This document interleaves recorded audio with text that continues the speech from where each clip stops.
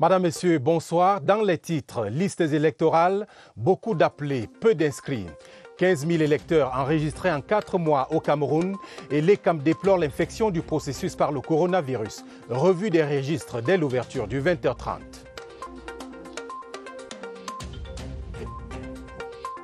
Économie, un chèque pour soigner les entreprises des effets du coronavirus. 10 milliards de francs CFA à la disposition des petites et moyennes entreprises, fruit d'un partenariat entre le gouvernement et BGFI Bank. Le directeur général pour le Cameroun de BGFI Bank est l'invité du journal. Et puis question, connais-tu mon beau village? Réponse dans notre rubrique Destination Cameroun. Rendez-vous à Idole, ce petit coin de paradis sur terre. La terre de Belel précisément dans la Damawa. Découverte dans cette édition. Voilà pour les titres. Et avant les détails, barrons la route au coronavirus.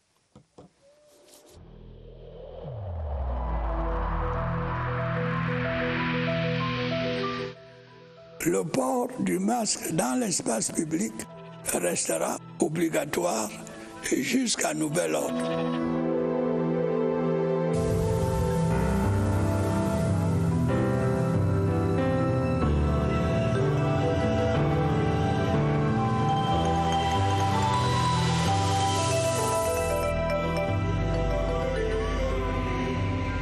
Cap sur Maroua, dans l'extrême nord, l'effondrement du pont de Palar sur la nationale numéro 1 affecte déjà les activités. Le gouverneur Mindiawa Bakari faisait le point ce matin lors d'une réunion de crise. Une délégation de plusieurs ministres annoncée pour évaluer les dégâts causés par ces pluies abondantes. Aladi Mustafa. La vie s'est arrêtée sur le pont de Palar après son effondrement. Ici, sur les lieux du sinistre, une ceinture de sécurité a été installée. Les camions en provenance de Douala pour N'Djamena ou vice-versa n'ont plus d'autre choix que de passer par le centre-ville. Je suis arrivé à Maroua hier aux environs de 19h. On m'a fait savoir que le pont était coupé et il fallait contourner dans la ville. Mon voyage est arrêté pour ce jour à cause de ce contour. Si ce n'était pas ce contour, je devais continuer de traverser, même aller au niveau de Ouaza avant de dormir. Mais je suis obligé maintenant d'attendre demain matin avant de lancer. C'est vraiment difficile. Mon souhait est qu'on essaie de vite rétablir ce pont. Compte tenu de l'importance que représente cet ouvrage de franchissement, une délégation interministérielle est attendue à Maroua pour évaluer les dégâts causés par les pluies et apporter des solutions. L'annonce a été faite par le gouverneur de l'extrême nord, Mindiawa Bakari, qui a présidé cette réunion de crise. Rappelons que le pont de Palar, construit dans les années 80, a subi l'érosion et s'est effondré lundi dernier après une forte pluie qui s'est abattue sur la ville de Maroua. Tout juste 15 000 nouveaux inscrits sur les listes électorales, en 4 mois sur l'étendue du territoire national. Des chiffres rendus publics ce mardi par Elections Cameroun. Le directeur général des élections, Eric Kessoussé, regrette l'impact du coronavirus sur le processus. Il s'est exprimé lors d'un point de presse à Yaoundé. Augustin Guizana. La révision des listes électorales a commencé après l'organisation du double scrutin municipal et législatif de février et les législatives partielles de mars. Elle s'achève sur un chiffre grippé du fait du coronavirus, selon le directeur général des élections face à la presse. Le respect de ces mesures barrières prescrites par le gouvernement nous a amené à procéder aux opérations de révision des listes électorales uniquement dans les postes fixes. Les inscriptions qui portent à plus de 6 800 000 inscrits sur le fichier électoral national. À côté du toilettage du fichier électoral, les antennes de l'ECAM étaient aussi ouvertes pour la distribution des cartes électorales. Nous avons enregistré 15 077 nouvelles inscriptions, dont 9 989 hommes, 5 488 femmes, 38 personnes handicapées. Au cours du point de presse, le directeur général des élections a félicité et encouragé le personnel qui, en dépit de la crise sociopolitique dans certaines régions et sanitaire sur l'ensemble du territoire, n'a ménagé aucun effort pour obtenir ce résultat. Le ministre de la Décentralisation et du Développement local est à Ngaoundéré. Georges Langaobam a rencontré les maires de la Damawa donc, et présidé hier une session ordinaire du conseil d'administration du FEICOM. Le récit de Salomon Kankili Babale, Angaoundere. En 2019, le FECOM a tenu le pari des ressources financières. La performance enregistrée à ce titre donne à voir plus de 178 milliards de francs CFA mobilisés sur des prévisions qui se situaient en deçà de 156 milliards de francs. Des travaux de la 36e session ordinaire du conseil d'administration de l'institution, il ressort également que plus de 85 milliards de francs CFA ont été reversés aux communes et communautés urbaines. Les chiffres que nous avons regardés globalement sont bons. Ils reflètent une situation financière viable, présente des niveaux de performance louables. L'institution qui est en charge des questions de financement de la décentralisation se porte bien. Au chapitre des investissements communaux, les membres du conseil, réunis autour du ministre Georges Elanga Obam, ont apprécié l'évolution de la consommation du budget dédié au développement local. Son 6 financements d'un montant global de plus de 10 milliards et demi de francs CFA ont été accordés à 92 collectivités territoriales. De bons résultats qui laissent déjà présager un autre tableau reluisant en 2020. Crise sociopolitique dans le nord-ouest et le sud-ouest. Les larmes ne sèchent pas suite aux assassinats de Florence Ayafor, Trejormba et Comfort Tamassang. Des crimes odieux condamnés ce mardi à Yaoundé au cours d'une cérémonie d'hommage à ces victimes en présence de Marie-Thérèse Abenandoa, la ministre de la Promotion de la Femme et de la Famille. Christelle Fouda.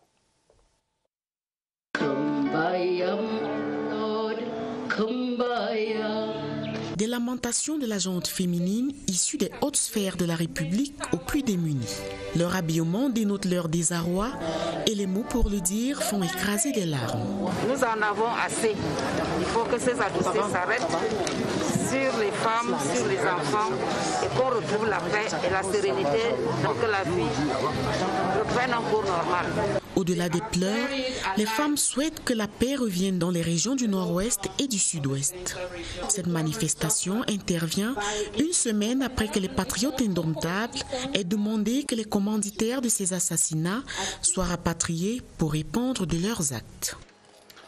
10 milliards de francs CFA pour sauver les entreprises camerounaises. Le gouvernement et son partenaire BGFI Bank ont formalisé cet accord au terme d'une audience au ministère des Finances. Louis-Paul Motazé et Abakal Mamat tendent ainsi la main à ces acteurs de l'économie nationale qui ont perdu plus de 72% de leur chiffre d'affaires du fait de la crise sanitaire. Compte rendu, Cyril Kingembepe.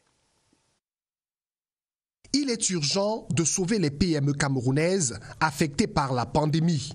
C'est l'objet de cet accord formalisé entre le gouvernement et son partenaire. Au moment où le chef de l'État nous demande justement d'élaborer un plan de relance. Autant nous apprécions qu'un appui soit accordé aux PME, autant nous souhaiterions souvent que les banques comprennent quelles sont nos propres priorités. Nous préférerions toutes ces initiatives qui visent par exemple à transformer les matières premières locales. La banque souhaite être l'acteur clé de ce sauvetage. L'objet principal, c'est de soutenir la partie la plus vulnérable qui a été touchée par le Covid. Chaque PME aujourd'hui au Cameroun emploie 30-40 personnes. Ça fait au moins le double en termes de familles qui vivent de ces personnes-là. Pour nous, l'essentiel aujourd'hui, c'est d'abord de préserver des emplois. Les PME représentent 99% des entreprises nationales. Elles génèrent 67% des emplois pour un chiffre d'affaires entreprise de 34%. Et je viens d'être rejoint par le directeur général de BGFI Bank Cameroun, Abakal Mahamat. Bonsoir. Bonsoir, monsieur. Et bienvenue dans ce studio. Merci. Alors, 10 milliards de francs CFA pour les PME. On sait qu'en temps normal, les banques ne sont pas si généreuses. Et combien de fois, en ce moment même, où sévit quand même une crise, on peut le dire ainsi, une crise financière avec des conséquences sur l'économie. Qu'est-ce qui justifie ou alors que cache cette largesse de la BGFI Bank ?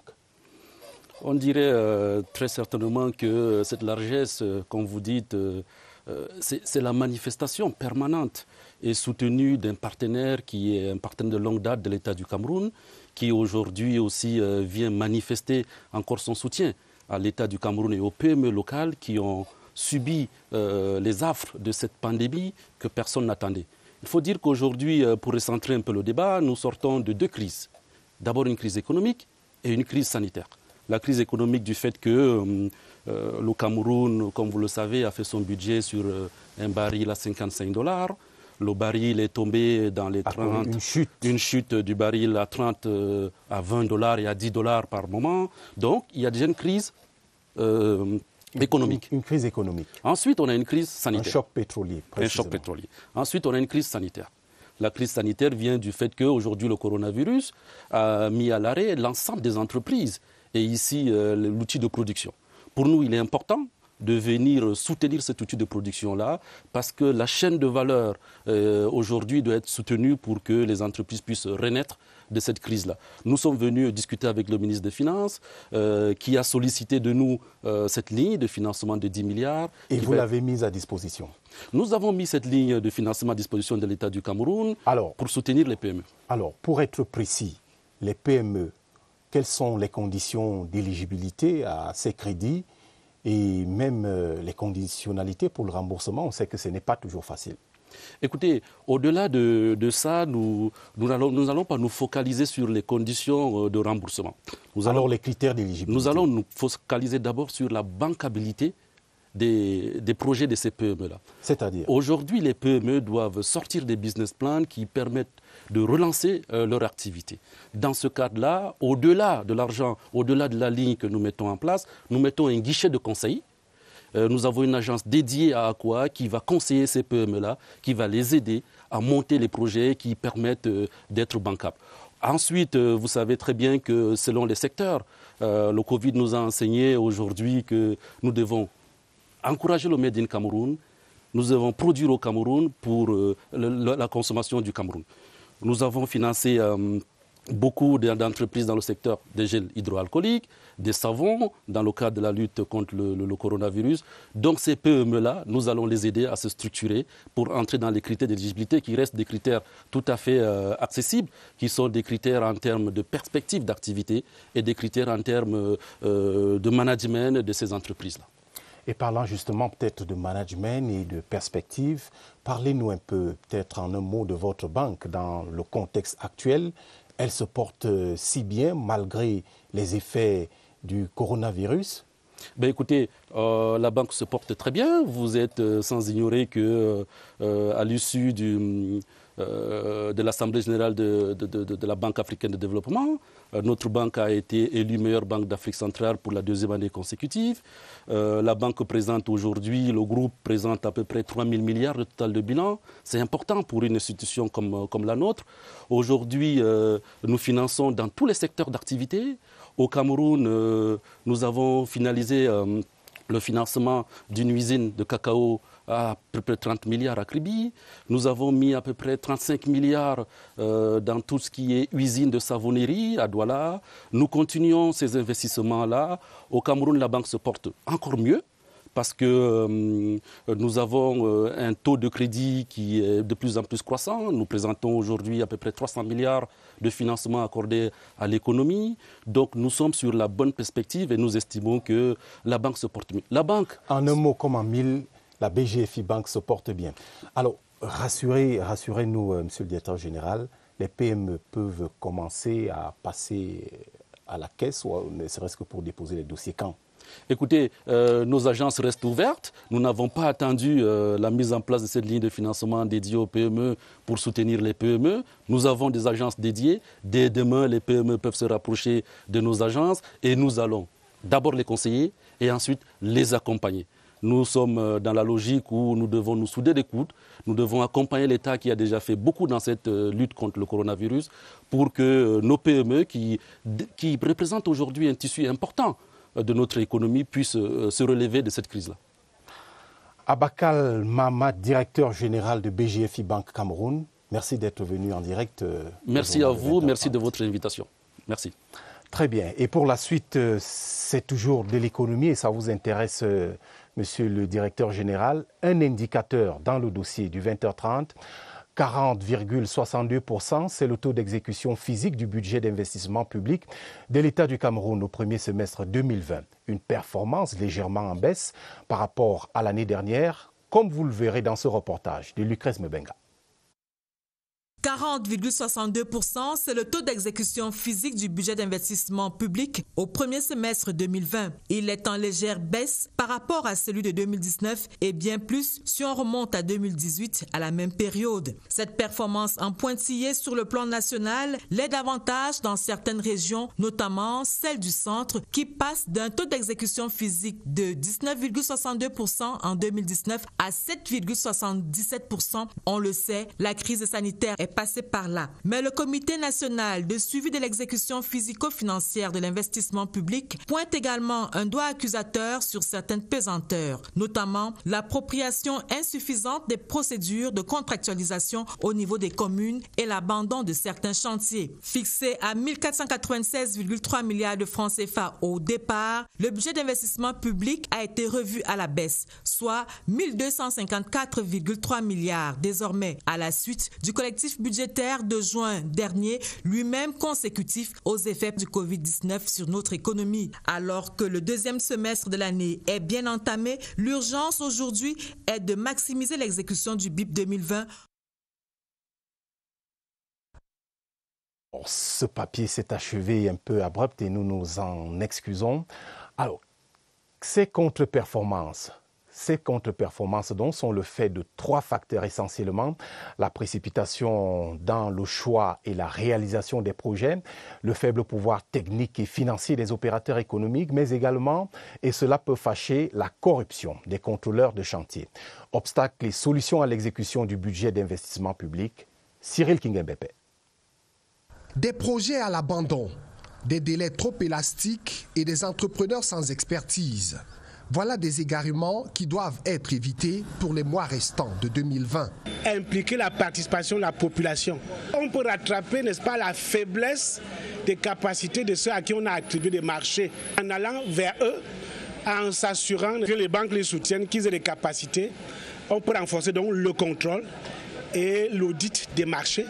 L'effet Covid-19 a plombé l'exécution du budget, mais on peut encore sauver l'essentiel. Plus tôt les crédits sont arrivés dans les autorisations de dépenses et plus vite les travaux vont commencer.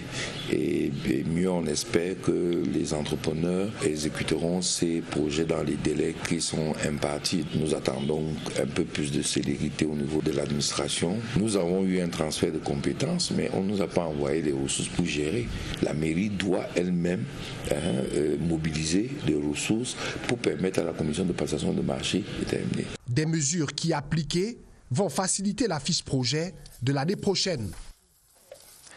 Dans la sous-région, les principaux dirigeants de la Commission de la Communauté économique des États de l'Afrique centrale ont prêté serment hier. Une cérémonie à Libreville en présence du numéro 1 gabonais, Ali Bongo Ondimba, qui est également le président de la conférence des chefs d'État et de gouvernement de la CEAC. Marie-Laurence Key. Je jure d'exercer loyalement, consciencieusement et avec discrétion les responsabilités qui me sont confiées de régler ma conduite ayant à l'esprit l'intérêt de la CEAC et ne solliciter ni recevoir aucune instruction d'un État membre de la communauté ou extérieur à elle. Je le jure. Tel est le serment prononcé par les 7 membres de la nouvelle commission de la CEAC qui précède de la réforme validée en décembre 2019 et du sommet du 30 juillet 2020 au cours duquel ces personnalités ont été désignées. Recevant le serment du nouvel exécutif communautaire qui entre ainsi en fonction, le président de la conférence des chefs d'État et de gouvernement de la CEAC leur a instruit efficacité dans la conduite pour leur mission. Vous avez pris solennellement l'engagement de consacrer à la communauté, avec un objectif commun à atteindre, promouvoir la coopération et le renforcement de l'intégration régionale de l'Afrique centrale et faire face aux défis multiformes auxquels notre région est confrontée. L'heure est désormais à l'action.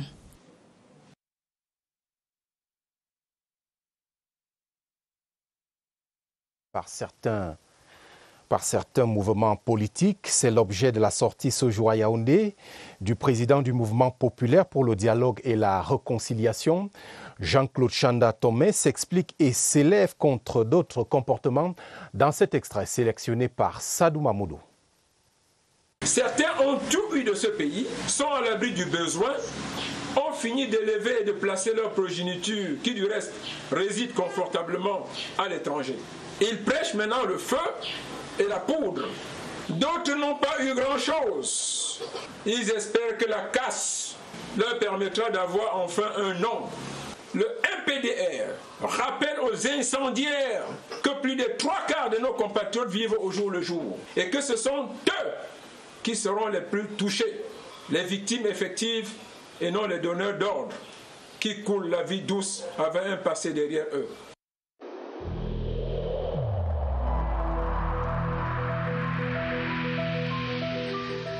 N'oublions pas que la négligence d'une seule personne peut nuire gravement à l'ensemble de la communauté.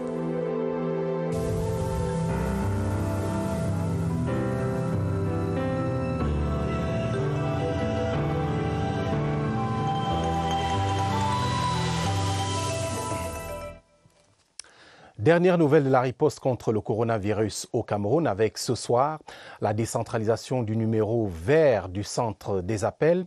Le 1510 est désormais disponible dans chacune des 10 régions du Cameroun. C'est ce que nous apprend ce soir le point de presse donné par le docteur Fane Mahamat. Évariste Eyengar, vous êtes au centre des opérations des urgences de santé publique. Bonsoir. Quelles autres précisions au sujet du 1510 ?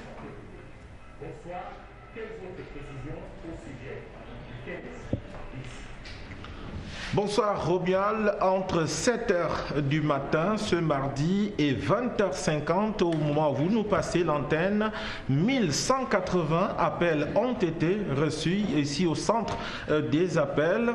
Derrière moi, vous le voyez, les téléconseillers qui se relaient dans un système de tranches pour assurer le service de renseignement des patients et autres cas d'alerte 24 heures sur 24. Vous les voyez derrière moi. Jamais les sièges ne sont vides ici parce que ces jeunes hommes et femmes sont à pied d'œuvre pour travailler. Seulement, vous avez remarqué qu'il s'agit là de 1180 appels pour cette moitié du temps plein réservé.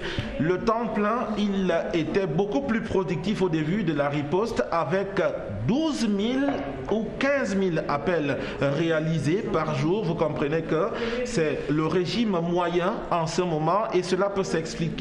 Cela tient en deux choses. Il y a d'une part la maîtrise de la pandémie actuelle, mais davantage il y a la décentralisation du 15-10 puisqu'il peut répondre en région au niveau des 10 régions actuellement. Du coup, il y a un peu baisse de régime au niveau central où l'on se trouve en ce moment.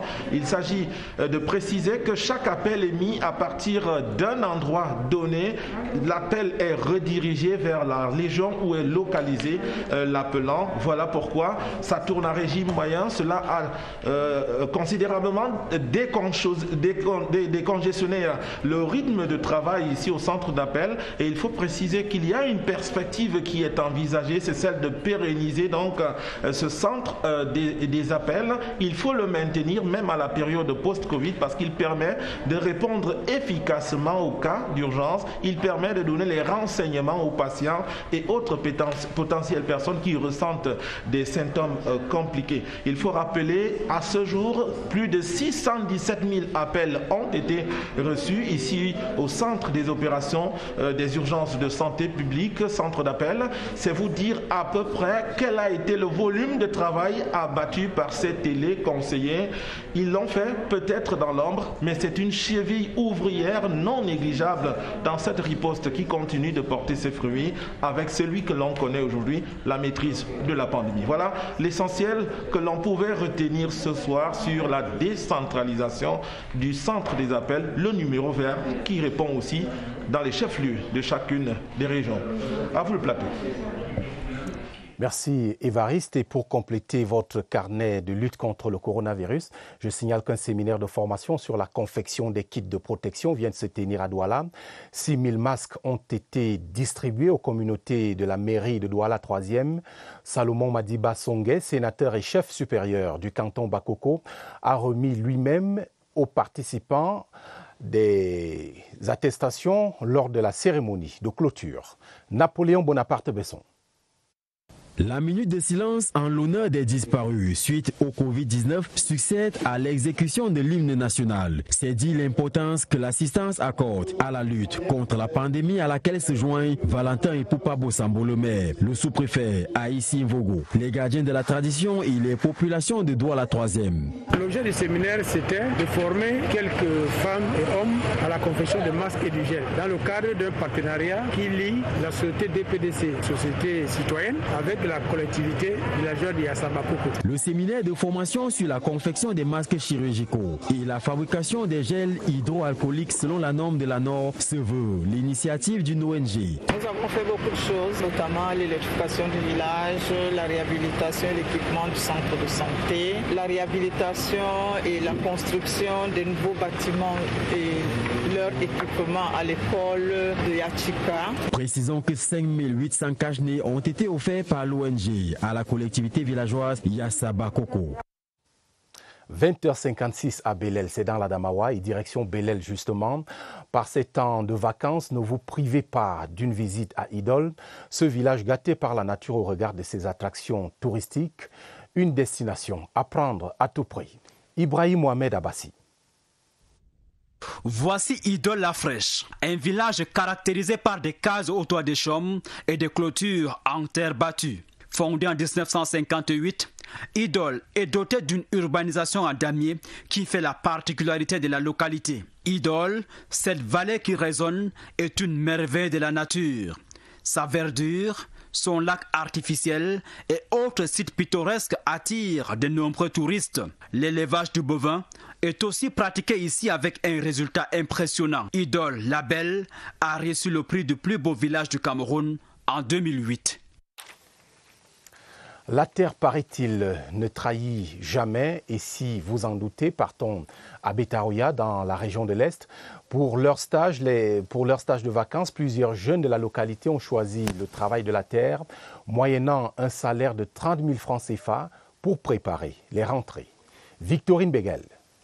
À quelques kilomètres du centre-ville de Betaroya, une pépinière d'un arcadier occupe une vingtaine de jeunes. On commence d'abord par labourer la terre pour que ça soit plus fin avant de les mettre dans les sachets à plastique. On les classe, on fait des nombres afin de pouvoir les compter facilement. Ce projet est celui de l'autorité communale qui entend diversifier l'économie dans sa localité. Donc il est question, n'est-ce pas, qu'on fasse ce qu'on appelle un retour à la source. C'est l'agriculture d'abord et dans une certaine mesure l'or ensuite.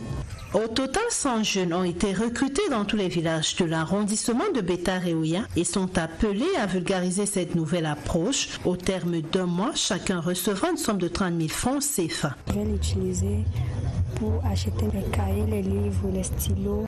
Le maire de Betaroya dit ne pas s'arrêter en si bon chemin. D'autres actions similaires sont envisagées pour amener le maximum de personnes de cette localité à s'intéresser davantage à l'activité agricole.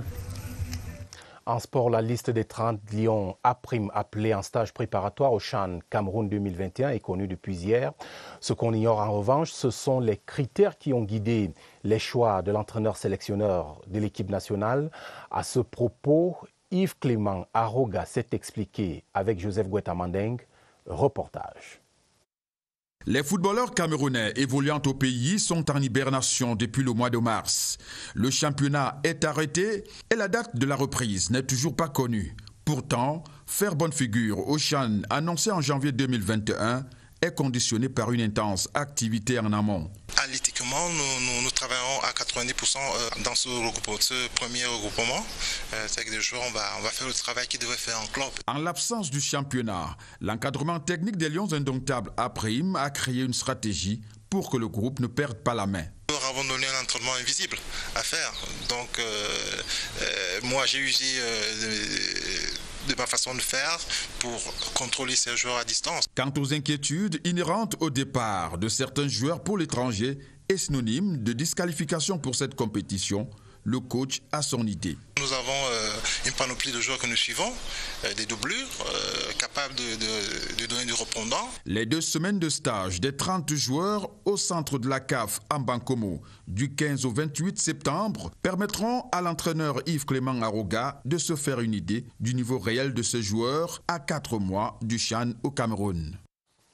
Et je vous signale cette correspondance du président de la République et notamment 2 télégrammes adressés à certains de ses homologues. Et d'abord celui-ci qui est adressé à son Excellence Shavkat Mirziyoyev, président de la République d'Ouzbékistan.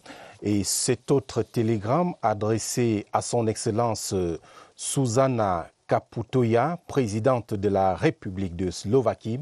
C'est à l'occasion de la célébration de la fête nationale de chacun de ces pays, ce 1er septembre 2020. Ainsi va l'actualité. Merci de votre fidélité. Au 20h30, passez d'agréables moments sur votre chaîne, la CRTV. La télévision, c'est ici. Bonsoir.